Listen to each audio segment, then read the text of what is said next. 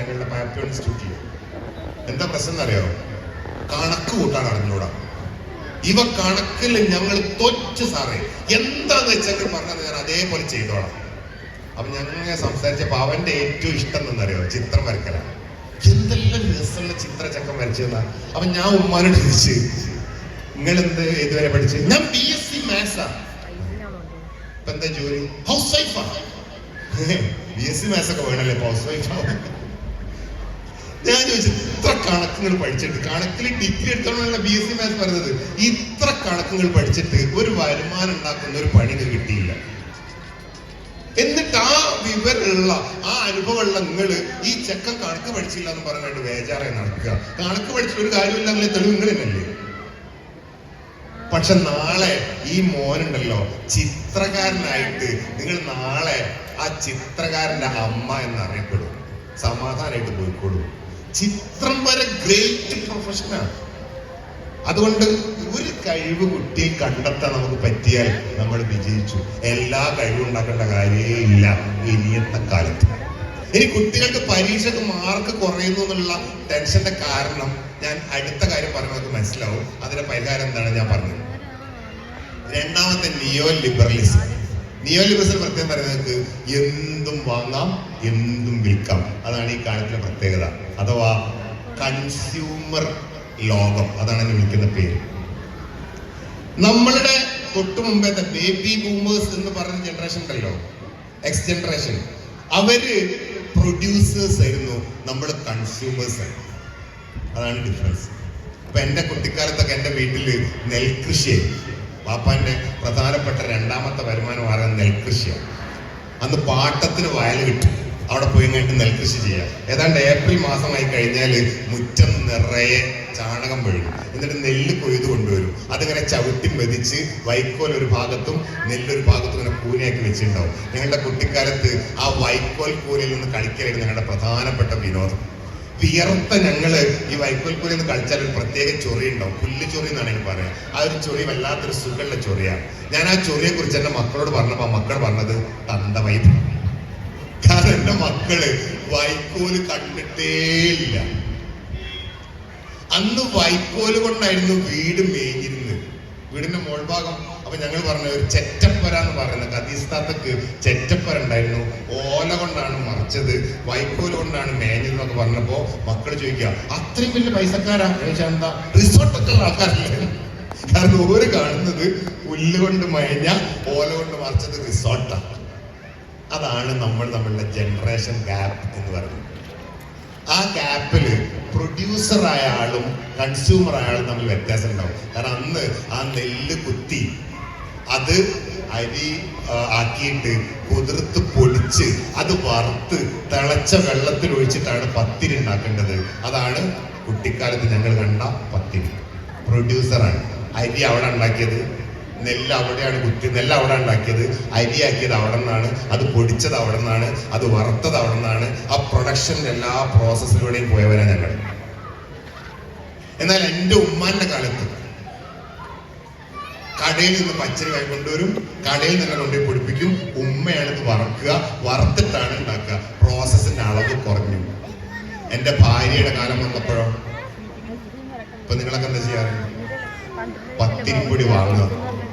അപ്പൊ നമ്മൾ ആകെ എന്താ ആലോചിച്ചാൽ മതി, അജ്മിയാണോ നല്ലത്, ബോധിനിയാണോ നല്ലത്, PK ആണോ, മലയിലാണോ, നാടൻ പത്തിപ്പൊടിയാണോ നല്ലതെന്ന് മാത്രം ആലോചിച്ചാൽ മതി. നെല്ലിനെ കുറിച്ച് ആലോചിക്കേണ്ട, വയലിനെ കുറിച്ച് ആലോചിക്കേണ്ട, ഒന്നും വേണ്ട. നമ്മളുടെ മക്കളെ കാലം, ഇപ്പോഴത്തെ കാലം എന്താ ചെയ്യുന്നത്? പത്തിരി വാങ്ങുക. പത്തിരി വാങ്ങുന്ന കാലത്തെയാണ് കൺസ്യൂമർ കാലം എന്ന് വിളിക്കുന്നത്. ഈ വാങ്ങുന്ന കാലത്ത് വളരുന്ന ഒരാൾക്ക് വാങ്ങണമെങ്കിൽ ഏറ്റവും അത്യാവശ്യ സാധനം എന്താണ്?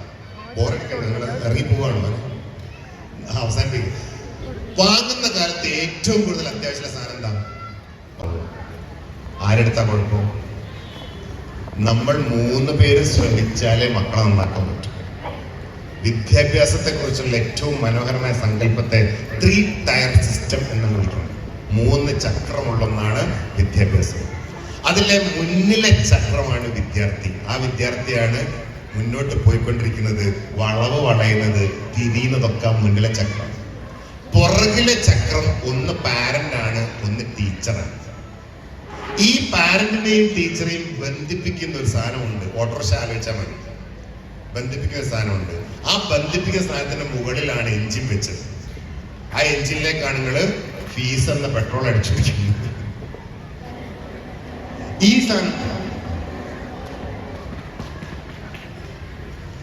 ഈ വണ്ടി മുന്നോട്ട് പോകണമെങ്കിൽ പുറകിൽ നിന്നുള്ള രണ്ട് ചക്രവും ഒരേപോലെ തിരിയണം. ഒരു ചക്രം തെറ്റിപ്പോയാൽ വണ്ടി മറിഞ്ഞു വീഴും. ഈ കാര്യങ്ങൾ നിങ്ങൾ എതിർപ്പുണ്ടോ ഇല്ലേ? ഇനി ആ ഫിലോസഫി ഒന്ന് എടുത്തു നോക്കൂ. വിദ്യാഭ്യാസത്തെ ഓട്ടോറിക്ഷയായി കണ്ടാൽ മുന്നിലെ ചക്രമാവുന്ന വിദ്യാർത്ഥി എങ്ങോട്ട് പോകണമെന്ന് നിങ്ങൾ ഇപ്പൊ ഇടപെടാനേ പറ്റാത്ത കാലത്താണ് ആൽഫ ജനറേഷൻ വളർന്നത്. കാരണം എന്ത് പഠിച്ചിട്ടാണ് കാര്യമെന്ന് പറഞ്ഞു കൊടുക്കാനുള്ള ബുദ്ധി നമുക്കില്ല. അത് ഞാൻ പിന്നെ പറയാം, എന്താണ് പഠിക്കേണ്ടത് എന്നതിനെ കുറിച്ചുള്ള കുറെ ഞാൻ എൻ്റെ സൈറ്റിലൊക്കെ കയറി നോക്കി ഞാൻ അതിനെക്കുറിച്ച് നടത്തിയ പഠനങ്ങളുടെ ലേഖനങ്ങളൊക്കെ വന്നിട്ടുണ്ട്. നിങ്ങൾ KM ഷെരീഫ് എന്ന് അടിച്ചു നോക്കിയാൽ അത് ഡൗൺലോഡ് ചെയ്തിട്ട് വായിക്കാൻ പറ്റും. ഒരുപാട് ഞാൻ കുറെ കാര്യങ്ങൾ ആലോചിച്ചുണ്ടാക്കിയ സ്ഥലങ്ങളെ കിട്ടും. അതുകൊണ്ട് എന്തിന് പഠിക്കണം എന്ന് പറഞ്ഞു കൊടുക്കാൻ പറ്റാത്ത കാലത്താണ് നമ്മൾ ജീവിക്കുന്നത്. അത് നിങ്ങൾ വേണ്ട. കുട്ടിയുടെ കഴിവിനനുസരിച്ച് മുന്നോട്ട് പോട്ടെ, നമ്മൾ നിയന്ത്രിക്കേണ്ട. നമ്മൾ എന്താ ചെയ്യേണ്ടത്? തള്ളിക്കൊടുക്കുക, എഞ്ചിനിലേക്ക് കറങ്ങി കൊടുക്കുക. ആ കറങ്ങി കൊടുക്കുമ്പോൾ രക്ഷിതാവും ടീച്ചറും ഒരേപോലെ കറങ്ങാൻ പറ്റണം. അപ്പൊ നമ്മളുടെ ബന്ധം, രക്ഷിതാവിന്റെ താല്പര്യം എന്താണ്? കുട്ടി ജീവിതത്തിൽ മുന്നോട്ട് പോകലാണ്. ടീച്ചറുടെ താല്പര്യം എന്താ? കുട്ടി ജീവിതത്തിൽ മുന്നോട്ട് പോകല. അപ്പോൾ കുട്ടി ജീവിതത്തിൽ മുന്നോട്ട് പോകലാണ് ടീച്ചറുടെയും രക്ഷിതാവിന്റെയും ഒരേ താല്പര്യം. അങ്ങനെയാണെങ്കിൽ നമ്മൾ ആരുടെ കൂടെയാണ് നിൽക്കേണ്ടത്? ടീച്ചറുടെ കൂടെയാണോ കുട്ടിയുടെ കൂടെയാണോ? ടീച്ചറുടെ കൂടെ തന്നെയാണ്, ഒരു സംശയമില്ല. പക്ഷെ നമ്മളെപ്പോഴും നിൽക്കാനുള്ളൂടെയാണ് കുട്ടിയുടെ കൂടെ. അതാണ് നമുക്ക് പറ്റിയൊരു തെറ്റ്. കുട്ടി ഏതെങ്കിലും കുരുത്തക്കേട് കാണിച്ചാൽ ടീച്ചർ നമ്മളെ വിളിച്ചു പറഞ്ഞു, കുട്ടി ഇങ്ങനെ ഒരു കുരുത്തക്കേട് കാണിച്ചിട്ടുണ്ട്. നമ്മൾ ആരെയാണ് കുറ്റപ്പെടുത്തുക? ചിലർ ടീച്ചർ കുറ്റപ്പെടുത്തും, ചിലര് അത് അന്ന് പറ്റിപ്പോയത്, അങ്ങനൊന്നുമില്ല. ഞാനത് ഇഷ്ടംപോലെ കേൾക്കുന്നതാ. പരീക്ഷയ്ക്ക് മാർക്ക് കുറഞ്ഞ അതിന്റെ തലേ നോക്കൊരു പനി, ബാക്കിയെല്ലാം ഓക്കെ, നല്ലോണം പഠിക്കുന്നതാ. എപ്പോഴും കുട്ടിയെ ന്യായീകരിച്ചോണ്ടിരിക്കുക. നമ്മുടെ ജീവിതത്തിൽ ഏറ്റവും വലിയ തെറ്റെന്താണെന്ന് അറിയണമെങ്കിൽ, അതായത് അച്യുശങ്കർ സാറുണ്ട്, ഡോക്ടർ അച്യുശങ്കർ, അതേപോലെ സാധനമുണ്ട്. 2030 ഈ ലോകത്ത് വരാൻ പോകുന്ന സാധനമാണ് ചിന്തകളെ വ്യാഖ്യാനിക്കാൻ പറ്റുന്ന യന്ത്രം. നിങ്ങൾ എന്താണ് ആലോചിക്കുന്നത് വേണേൽ ഡൗൺലോഡ് ചെയ്യാം. പിന്നത്തെ ഒരു അവസ്ഥ എന്തായിരിക്കും? അദ്ദേഹം പറയാണ്, ഈ സൊസൈറ്റി ഇങ്ങനെ ഉണ്ടാവും എന്ന് സംശയം. കാരണം നമ്മൾ മൊത്തം ഈ ലോകത്ത് ജീവിക്കുന്നത് കളവുകളുടെ മുകളിലാണ്. നിങ്ങളിപ്പോ ഇവിടെ വന്ന പാരന്റ്സ് മീറ്റിംഗിൽ നിങ്ങൾ വന്നതിനെ കുറിച്ചുള്ള ഒരു ചോദ്യം ഞാൻ ചോദിക്കുമ്പോൾ, കളവ് പറഞ്ഞാൽ ഒരു ലൈറ്റ് കത്തുമെന്ന് വിചാരിക്കും. നിങ്ങൾ ഇന്ന് എന്തിനാ ക്ലാസ്സിന് വന്നത് ചോദിച്ചാൽ, ക്ലാസ് കേൾക്കാനാണ് നിങ്ങൾ മറുപടി പറഞ്ഞാൽ ഇവിടെ എന്തോരം ലൈറ്റ് കത്തും. മൊത്തം നമ്മളുടെ ഈ ലോകം ഒരു കളവിന്റെ ലോകമാണ്. ഈ ലോകത്തെ കളവിന്റെ ലോകമാക്കി മാറ്റുന്ന ആൾക്കാരാണ് നമ്മൾ. സത്യം മാത്രം പറഞ്ഞ് ഇന്ന് ജീവിക്കാൻ പറ്റൂല, മൊത്തം കളവാണ്. അല്ലെ? വിവാഹ ജീവിതമാണ് ഏറ്റവും വലിയ കളവ്. അതാണ് കുട്ടി കാണുന്നത്. അതാണ് രണ്ടാമത്തെ പ്രശ്നം. ഒന്നാമത്തെ പ്രശ്നം റിലേഷൻഷിപ്പിൽ വന്ന മാറ്റം. രക്ഷിതാക്കളും കുട്ടികളും തമ്മിൽ ഭയങ്കരമായ അടുപ്പം രൂപപ്പെട്ടു. ഞാനും എൻ്റെ ഉപ്പയും തമ്മിലുള്ളതുപോലുള്ള ബന്ധമല്ല ഞാനും എൻ്റെ മക്കളും തമ്മിലുള്ള ബന്ധം. എൻ്റെ ഉപ്പാനോട് ഞാൻ നേരിട്ട് സംസാരിക്കാൻ പല കാര്യം എനിക്ക് പേടിയില്ല. പല കാര്യം ഞാൻ ഉപ്പാനോട് പറയില്ല. സ്കൂളിൽ ടൂറൊക്കെ പോകുമ്പോൾ ഉമ്മാൻ്റെ അടുത്ത് പോയിട്ട്, ഉമ്മ 250 രൂപ തരാൻ പറ വാപ്പിച്ചിനോട്, എനിക്ക് ടൂറ് പോവാണ്, മലമ്പുഴക്ക് രാജേഷ് ഉണ്ട്, രമേശ് ഉണ്ട്, അസ്രഫ്, സുലൈമാനും ഒക്കെ പോണുണ്ട്, നിങ്ങളൊന്ന് സംഭവിക്കും. അപ്പൊ ഉമ്മ പോയി വെള്ളം കോരിക്കൊണ്ടുവരും. ഒരാഴ്ച ഞാൻ വെള്ളം കോരി 250 കിട്ടണ്ടേ. ഒരാഴ്ച കഴിഞ്ഞ ഉമ്മ പറയാണ്, ഉപ്പ പോണ്ടാന്നാ പറഞ്ഞത്, വെള്ളം കോരി വാക്കല്. ഇന്നത്തെ കുട്ടി ഉമ്മാനോട് വന്നിട്ട് ഉപ്പാനോട് പൈസ തരാൻ പറയാറുണ്ടോ? ഇപ്പൊ എന്താ പറയാ, ഉപ്പ കിശ 250 എടുത്തിണ്ടേ. ഞാൻ പറഞ്ഞ ശരിയായിട്ടോ? റിലേഷനിൽ ഒന്ന് മാറ്റം കണ്ടോ? എന്റെ മോള് എന്നോട് വന്നിട്ട് പറയാ, ഉപ്പ ഞങ്ങളെ ക്ലാസ്സിലുള്ള അൻഷിതൊക്കെ പുതിയ ലൈൻ കുടുങ്ങിയിട്ടുണ്ട്. ഞാനിപ്പോ എന്താ പറയണ്ടത്? നന്നായിന്നാണോ? ഇതൊരു പ്രശ്നം എന്നാണോ? ഞാന് അന്തം വിട്ട് നിന്നാണോ? ചെറിയ മോളെ, എന്റെ ചെറിയ മോളെ 8ാം ക്ലാസ് പഠിക്കുന്ന മോളൊരു ദിവസം ഞാൻ വീട്ടിൽ നിന്ന് ഇറങ്ങുമ്പോൾ ഉറക്കം വിളിച്ച് പറയാ, ഉപ്പ വരുന്നേരം പാഡ് വാങ്ങണേ, ബെല്ല വാങ്ങിക്കാതെ നല്ലത്. അപ്പൊ ഭാര്യ മനുഷ്യൻ കേക്കിടി ഇങ്ങനെ പുറത്ത് വിളിച്ചറിയണം. അപ്പൊ മോള് വയ്ക്കുക, ഇപ്പൊ എന്താ മെച്ചം കേട്ട് എല്ലാം മെച്ചമാർക്കുള്ളത്, ഇതെല്ലാം പെണ്ണുങ്ങൾക്കുള്ളാണ്. അതാണ് കുട്ടിയുടെ ചിന്ത. ഞാനൊക്കെ എന്റെ ഉമ്മാക്ക് ഇത് വേണമെന്ന് എനിക്ക് അറിയുന്നില്ലേ. അങ്ങനെ ഒരു ഞാൻ ആദ്യമായിട്ട് ഇത് വാങ്ങേണ്ടി വന്നത് കല്യാണം കഴിച്ചപ്പോഴാണ്. അന്ന് കല്യാണം കഴിഞ്ഞ ഉടനെ ഇതിന് ആ കാലഘട്ടത്തിലൊക്കെ ബ്രാൻഡിന്റെ പേരാ പറയാം. ഞങ്ങളൊക്കെ കോൾഗേറ്റ് കൊണ്ട് പല്ലേച്ചവരാ, പേസ്റ്റ് കൊണ്ടല്ല. അന്ന് പല്ലേക്ക് കോൾഗേറ്റ് എന്നാ പറയാം. അല്ല, എല്ലാത്തിനും ബ്രാൻഡിന്റെ പേരാണ്. ഓർലിക്സ് കുടിക്കുക അങ്ങനെയൊക്കെ നമ്മൾ പറയാം. ആ ഒരു കാലത്താണ്. അതുകൊണ്ട് അവൾ പറഞ്ഞു കെയർ ഫ്രീ വാങ്ങാൻ പറഞ്ഞു. അങ്ങനെ ഞാൻ കടയിൽ പോയപ്പോ കെയർ ഫ്രീ പൊതിഞ്ഞൊക്കെ തന്നത്. വീട്ടിലേക്ക് വരുമ്പോണ്ട് ഉപ്പ കോലായിരിക്കുന്നു. ഇതെന്താണെന്ന് ചോദിച്ചാൽ എന്താ പറയാ. അപ്പൊ ഞാൻ ഇങ്ങനെ ബാക്കോട്ടൊക്കെ പിടിച്ചിട്ട് കയറി പോകും. ഉപ്പ ബ്രെഡ് വാങ്ങിയില്ലേ, എന്നാൽ രാവിലെ ചായ കുട്ടു. പിന്നെ ഞാൻ എവിടുന്ന് പുറകിലൂടെ പോയി ബ്രെഡ് വാങ്ങിക്കൊണ്ട് പോകുന്ന ആളാ എന്റെ ജനറേഷൻ. എന്നാൽ എന്റെ മക്കളുടെ ജനറേഷനോ ഉപ്പാനോട് ഇതിനെ കുറിച്ച് പറയുന്ന കാര്യം, നിങ്ങളുടെ പലരുടെയും ഡ്രസ്സ് സെലക്ട് ചെയ്ത മക്കളേക്ക് ഉമ്മാക്ക് ഈ ഷാള് ചേരൂല. മക്കൾ പറഞ്ഞ ഡയലോഗാണ് ഇത്. പൊളിക്കും മക്കളോടെ, ഉമ്മാനോട് മക്കള്. നമ്മളുടെ ആരുടെങ്കിലും ഉമ്മാന്റെ ഡ്രസ്സ് നമ്മൾ സെലക്ട് ചെയ്തിട്ടുണ്ടായിരുന്നു. നിങ്ങളൊരു പക്ഷെ ഉണ്ടാവും, ഞാനൊന്നുമില്ല. റിലേഷൻഷിപ്പിൽ മാറ്റം വന്നു. അതുകൊണ്ട് കുട്ടികൾ വിചാരിക്കുന്നത് മുതിർന്നവരും കുട്ടികളും തമ്മിൽ ഒരു വ്യത്യാസവും ഇല്ല എന്നാണ്. കാരണം നമ്മളുടെ കുട്ടിക്കാലത്ത് ബാപ്പ ഒരു ബഹുമാനമുള്ള സാധനം, ഉമ്മ എല്ലാത്തിന്റെയും തീരുമാനം എടുക്കാൻ സാധനം. സംശയമൊക്കെ ഉണ്ടെങ്കിൽ ഉമ്മാനോട് ചോദിക്കണം, അല്ല ഉപ്പാനോട് ചോദിക്കണം. ഇപ്പൊ നമ്മൾ സംശയം ഉണ്ടെങ്കിൽ ആരോടാ ചോദിക്കുക? ഗൂഗിളിനോടല്ല. കുട്ടികൾ നമ്മൾ ചോദിക്കുക ഗൂഗിളിനോട്, കുട്ടികൾ ചോദിക്കുക ചാറ്റ് ജിപിടിയോടോ പെർപ്ലക്സിറ്റിയോടോ ജെമിനയോടോ. മാതാപിതാ ചാറ്റ് ജിപിടി ദൈവം. അതാണ് ആൽഫ ജനറേഷൻ്റെ ഒരു പ്രത്യേകത. എന്റെ മോളെ ഡോക്ടറെ കാണിക്കാൻ പോയപ്പോഴേ മോള് അങ്ങോട്ട് ചോദിക്കുക ഇതല്ലേ അസുഖം. ഡോക്ടർ താടിയും കൈവെടുത്തിട്ട് പറയാ ഞാനിപ്പോ MD ഒക്കെ എടുത്ത് എന്തിന്. കാരണം അവളുടെ അസുഖത്തിന്റെ സിംറ്റംസ് ആദ്യം ചെയ്തു വെക്കുന്ന ഗൂഗിളിലാണ്. എന്നിട്ട് അവളുടെ അസുഖം ഇതാണ്, ഇതിന് കുടിക്കേണ്ട മരുന്ന് ഇതാണ്. ഇതിന് പറയുന്ന പേര് വാലിഡേറ്റിംഗ്. അതായത് ആൽഫ ജനറേഷന്റെ പ്രത്യേകത വാലിഡേറ്റിംഗ് ജനറേഷനാണ്. ശരിയാണോ എന്ന് ആദ്യം പരിശോധിക്കും. ആൽഫ ജനറേഷൻ വണ്ടി കയറി അപരിചിതമായ സ്ഥലത്തേക്കാണ് പോകുന്നതെങ്കിൽ ഓട്ടോക്കാരൻ വണ്ടി സ്റ്റാർട്ട് ചെയ്താൽ അവർ ആദ്യം ഫോൺ എടുത്തിട്ട് ഗൂഗിൾ മാപ്പ്, ഓട്ടോക്കാരൻ നല്ല വഴിക്ക് തന്നെയാണോ കൊണ്ടുപോകുന്നത് പരിശോധിക്കുക. നമ്മളൊരു സാധനം അവരോട് പറഞ്ഞാല് അവർ വിശ്വസിക്കൂല. നമ്മളുടെ കുട്ടിക്കാലത്ത് എങ്ങനെയായിരുന്നു? ടീച്ചർ പറഞ്ഞാൽ ഭയങ്കര വിശ്വാസമായിരുന്നു. ഉമ്മ പറഞ്ഞ് ഇങ്ങനെ അല്ലത് പറയാം. അപ്പൊ ഞാൻ പറഞ്ഞ് ടീച്ചർ അങ്ങനെ പറഞ്ഞു, നിങ്ങൾക്ക് വിവരമില്ല. എന്നാൽ നമ്മളുടെ കുട്ടികളോ ഗൂഗിളിൽ അങ്ങനെയാണ്. ഉമ്മ പറഞ്ഞ് ഞാൻ കേൾക്കണം. അപ്പൊ സ്വാഭാവികമായും അവരും നമ്മൾ തമ്മിൽ എന്താ വ്യത്യാസം? അതുകൊണ്ട് അവർ വിചാരിക്കുന്നത് അവരും മുതിർന്നവർ തന്നെയാണെന്നാണ്. അതുകൊണ്ടാണ് അവർ ടീച്ചേഴ്സിന്റെ ഒക്കെ പേരാ പറയാം. നിങ്ങൾ വീട്ടിൽ വന്ന് ശ്രദ്ധിച്ചൊക്കെ മനസ്സിലാവും. ജീവൻ എന്ന് ക്ലാസ്സിലേക്ക് കണ്ടിട്ടേ ഇല്ല. ജീവ ടീച്ചറാ. ശംസുയിലെ പോയി ഞാർക്കറിയാം. ക്ലാസ്മാഷ ശംസു, ഇവിടുത്തെ പേര് എനിക്കറിയില്ല കേട്ടോ. കാരണം അവർ വിചാരിക്കുന്നത് ടീച്ചർ അവർ തമ്മിൽ എന്താ വ്യത്യാസം? അവരുടെ ഫ്രണ്ടായിട്ടാണ് ടീച്ചറെ കാണുന്നത്, അവരുടെ ഫ്രണ്ടായിട്ടാണ് ഉമ്മാനെ കാണുന്നത്, അവരുടെ ഫ്രണ്ടായിട്ടാണ് ഉപ്പാനെ കാണുന്നത്. ഫ്രണ്ട്സിന് ആരെ ബഹുമാനിക്കുള്ളൂ. അപ്പൊ കുട്ടികൾ ബഹുമാനിക്കാതിരിക്കുന്ന കാരണം മനസ്സിലായില്ലേ? അങ്ങനെ ആണ് എങ്കിൽ ബഹുമാനിക്കണമെന്നും അനുസരിക്കണമെന്നും നിങ്ങൾക്ക് തോന്നുന്നുണ്ടെങ്കിൽ ഒരു മാറ്റം വരുത്തണം. അത് ഞാൻ കുറച്ച് പറഞ്ഞു കഴിഞ്ഞിട്ട് പറയാം. ആദ്യം പ്രശ്നം പറഞ്ഞിട്ട് പരിഹാരം പറയാം. ഒന്നതാണ് ബഹുമാനിക്കാൻ നമ്മൾ പഠിപ്പിക്കണം. രണ്ടാമത്തേത് പണം അധികാരമാണെന്ന് ഞാൻ പറഞ്ഞു. നമ്മളുടെ കുട്ടിക്കാലത്ത് പണം അധികാരമായിരുന്നു. കാരണം ഉപ്പാന്റെ അടുത്തുനിന്നോ ഉമ്മാന്റെ അടുത്തുനിന്നോ പൈസ കിട്ടണം. അതിനെ നിയോ ലിബറലിസം എന്നാണ് ഫിലോസഫിയിൽ വിളിക്കുന്ന പേര്. ഇതിനെക്കുറിച്ചൊക്കെ നല്ല പഠനം നടന്ന കാര്യമായിട്ടാണ് പറഞ്ഞത്, ഞാൻ തള്ളല്ല. ഇന്നത്തെ കാലത്തിന്റെ സ്വഭാവത്തെ വിശേഷിപ്പിക്കാൻ വേണ്ടി ഫിലോസഫിയിൽ 2 വാക്കുണ്ട്. ഒന്ന് നിയോ കൺസർവേറ്റിവിസം, 2 നിയോ ലിബറലിസം. കൺസർവേറ്റിവിസം എന്ന് പറഞ്ഞാൽ നിങ്ങൾക്ക് അറിയാവുന്ന ഒരു സാധനമായിരിക്കും. നിങ്ങൾ എഡ്യൂക്കേറ്റഡ് ആണല്ലോ, അതുകൊണ്ട് മനസ്സിലാവും. കൺസർവേറ്റീവ് എന്ന് പറഞ്ഞാൽ പാരമ്പര്യം, അത് പഴയ കാലത്തെ പിന്തുടരുന്നതിന് പറഞ്ഞ പേരാണ് കൺസർവേറ്റിവിസം. പണ്ടൊക്കെ ഉണ്ടായിരുന്ന ആചാരങ്ങളെ അതേപോലെ തുടരണം എന്ന് പറയാം. അതാണ് കൺസർവേറ്റിവിസം. അത് ശരിയാണ് തെറ്റാണ് നിങ്ങളുടെ അഭിപ്രായത്തിൽ? പണ്ടൊക്കെ അങ്ങനെ ഉണ്ടായിരുന്നു, അതുകൊണ്ട് അതുപോലെ ചെയ്യണം. പണ്ടുള്ളവരൊക്കെ അങ്ങനെയായിരുന്നു, അതുപോലെ ചെയ്യണം. ഇത് പറയുന്നത് ശരിയാണോ തെറ്റാണോ? നിങ്ങളുടെ അഭിപ്രായം എന്താ? ഇതൊന്നും മിണ്ടൂലേ?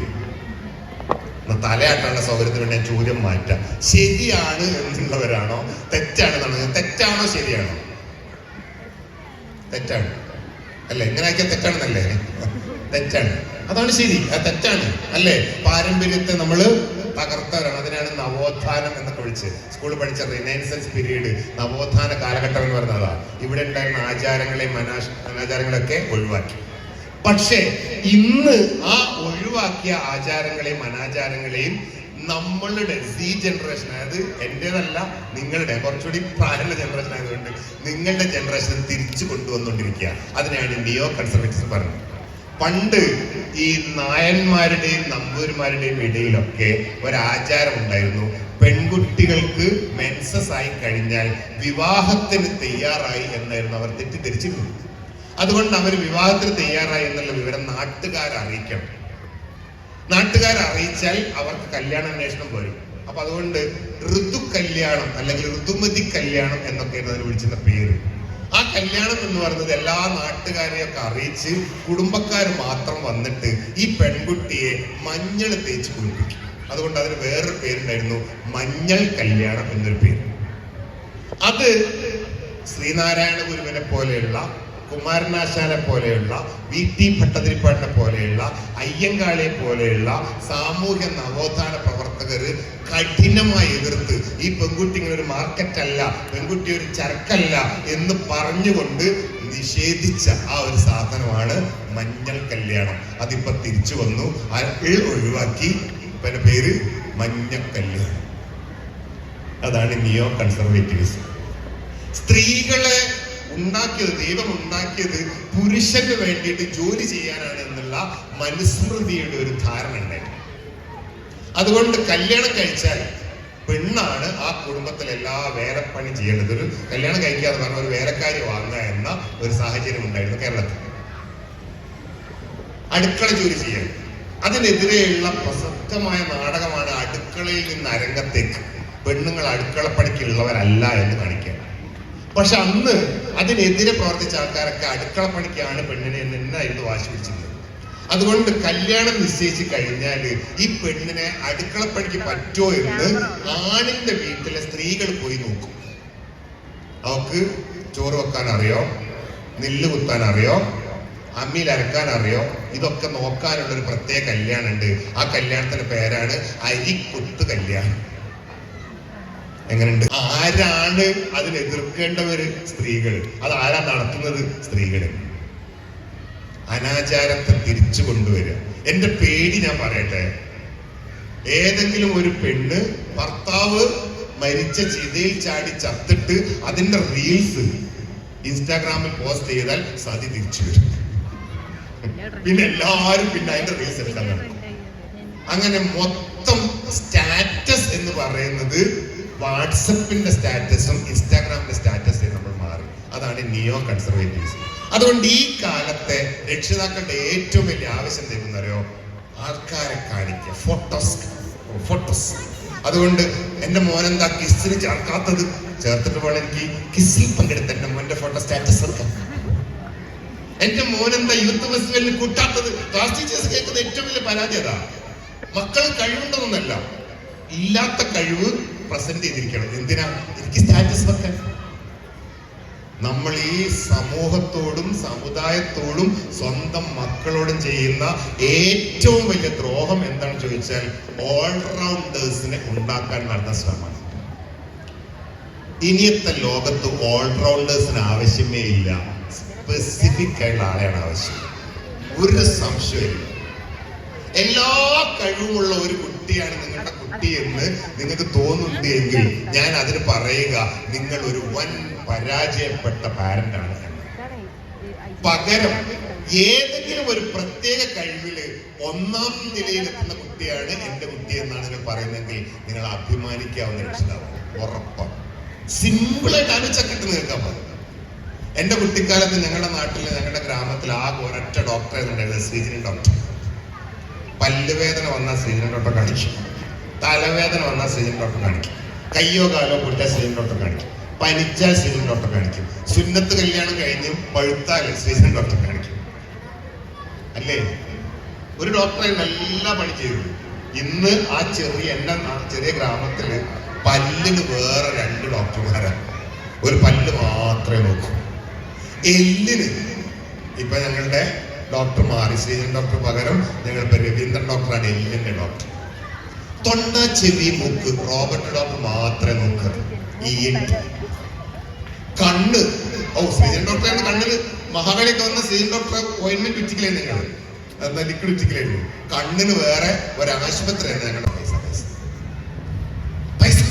പൈസക്കാരോ? നിങ്ങൾ കുട്ടിയോട് സംസാരിച്ച് നോക്ക്. ഒരൊറ്റ കുട്ടിക്കും കലക്ടർ ആവണ്ട, എഞ്ചിനീയർ ആവണ്ട, ഡോക്ടർ ആവണ്ട, ബിസിനസ് പൈസക്കാരൻ. അതിന്റെ കാരണം ഇതാണ്. ഇനി മൂന്നാമത്തെ കാര്യം, അറിവിന്റെ. ഈ പൈസക്കാരനാവണമെന്ന് ധാരണ വന്നു കഴിഞ്ഞാൽ പിന്നെ ഒരു രക്ഷയില്ല. അതുകൊണ്ടാണ് പൈസക്ക് വിലയില്ലാത്തത്. നമ്മളുടെ കുട്ടിക്കാലത്ത് പൈസക്ക് വില എന്തുകൊണ്ടാണെന്നറിയോ? നമ്മുടെ പപ്പാന്റെ ഉമ്മാന്റെ കയ്യിൽ പൈസ ഇല്ല. അതുകൊണ്ട് നമ്മള് പൈസ കിട്ടാൻ ആഗ്രഹിക്കും. പൈസന്റെ വില നമുക്കറിയാൻ പറ്റും. മാത്രമല്ല, ഞങ്ങൾ കടയിൽ പോയി സാധനം വാങ്ങൽ കുട്ടികളാണെന്ന്. അതുകൊണ്ട് 100 രൂപ കൊടുത്താൽ എന്തെല്ലാം സാധനം കിട്ടും നമുക്കറിയാം. ഇപ്പൊ കുട്ടികളല്ല സാധനം വാങ്ങുന്നത്, ആരാ? ഉപ്പയും ഉമ്മയാണ്. അപ്പൊ സാധനത്തിന്റെ വില ഞാനത് ശരിക്കും അനുഭവിച്ച എങ്ങനെയാണെന്നറിയോ? ഞാനും മോളും ഇപ്പൊ ഒരുമിച്ചാണ് താമസിക്കുന്നത്. മോൾ എന്റെ കോളേജിൽ തന്നെ പഠിക്കുക. അപ്പൊ അതുകൊണ്ട് ഞങ്ങൾ ഒരുമിച്ച് താമസം തുടങ്ങി. ശനിയാഴ്ചകളിലാണ് ആകെ വീട്ടിൽ പോകുക, വെള്ളിയാഴ്ച വൈകുന്നേരം വീട്ടിൽ പോകും. പിന്നെ എന്നിട്ട് മോളാണ് ഇപ്പൊ ബഡ്ജറ്റ്. അപ്പൊ ഞാൻ അങ്ങനെ പൈസ കൊടുക്കും, ഓളെ സാധനം വാങ്ങാം. ഒരു വെള്ളിയാഴ്ച വീട്ടിൽ പോയപ്പോ മോള് പറയാ, ഉമ്മ ഞാൻ ആകെ 3 ഉരുളക്കിഴങ്ങും 2 തക്കാളിയും കുറച്ച് പച്ചമുളകും 3 വെല്ലുള്ളി ആകെ വാങ്ങിയുള്ളൂ. അപ്പോഴേക്കാണ് 100 രൂപ. ഈ സാധനത്തിനൊക്കെ എന്തൊരു വില. അപ്പണ്ട് അവളുടെ അനിയത്തി, 2-3 മക്കളായിരിക്കും ഉള്ളത്, അവരനിയത്തികൾ തമ്മിൽ തല്ലുകൂടുമ്പോ ഉരുളക്കിഴങ്ങ് എടുത്തിട്ട് എറിയ. അപ്പൊ ഇവള് വെക്കടി അവിടെ വില കൂടിയ സാധനം അത്. അതേസമയം കഴിഞ്ഞ ആഴ്ച ഇവളാണ് ഉരുളക്കിഴങ്ങ് കൊണ്ട് എറിഞ്ഞത്. ഇത് വാങ്ങിയപ്പോഴാണ് അവർക്ക് ഈ ഉരുളക്കിഴങ്ങിന്റെ വില മനസ്സിലായത്. അതുകൊണ്ട് കുട്ടികളെ കൊണ്ട് സാധനം വാങ്ങിക്കുന്ന ശീലം ഒരു 6 അല്ല 12 വയസ്സാവുമ്പോ എന്തായാലും തുടങ്ങണം. അങ്ങനെ തുടങ്ങിയാൽ മാത്രം പോരാ, പൈസ കൊടുത്തിട്ട്. ഇപ്പൊ നമ്മളൊക്കെ നന്നാവേണ്ട ഒരു കാരണം അതാ. ഇപ്പൊ എന്റെ ഉമ്മ 100 രൂപ തന്നിട്ട് 98 രൂപക്ക് സാധനം വാങ്ങി നിർത്തിയിട്ട് ബാക്കി 2 രൂപ ഉമ്മാക്ക് അങ്ങോട്ട് കൊണ്ടുപോയി കൊടുക്കണം. കൊടുത്തില്ലെങ്കിലോ ഉമ്മാരോട് കിട്ടേടി, വല്യമാരോട് കിട്ടേടി. എന്നാൽ ഇപ്പൊ നമ്മൾ മക്കൾക്ക് 100 രൂപ കൊടുത്ത് 50 രൂപ സാധനം വാങ്ങി ബാക്കി 20 രൂപ. അപ്പൊ എന്തായാലും 30 രൂപ മുട്ടേ 20